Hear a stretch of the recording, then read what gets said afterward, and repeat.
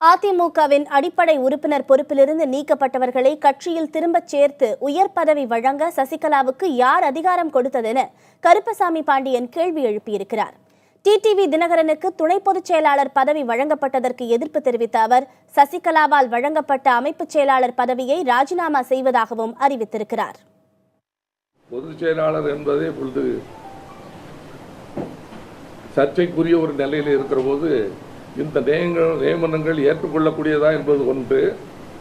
இரண்டாவதாக புரட்சித் தலைவி அம்மா அவர்களால் துரோக குற்றச்சாட்டு சுமத்தப்பட்டு கட்சியில் அடிப்படை உறுப்பினர்களை நீக்கப்பட்டவர்களை சேர்க்கிற அதிகாரம் சசிகலாவுக்கு யார் வழங்கினார்கள்? பொதுக்குழுவா, செயற்குழுவா? சேர்த்த அன்றைக்கே துணை பொதுச் செயலாளர் என்ற உயர்ந்த பதவி வழங்கப்படுகிறதே. அவருடைய அண்ணன் மகனும் இன்று சேர்க்கப்பட்டு இன்னும் ஓரிரு நாளில் பதவி வழங்கப்பட போகிறார்களே. அப்படி என்றால் இந்த நாட்டில் இருக்கிற ஏழை பாடுகளுக்காக புரட்சித் தலைவர் எம்ஜிஆரால் உருவாக்கப்பட்ட அதிமுக என்ற மக்கள் இயக்கம் சசிகலா குடும்ப சொத்தா?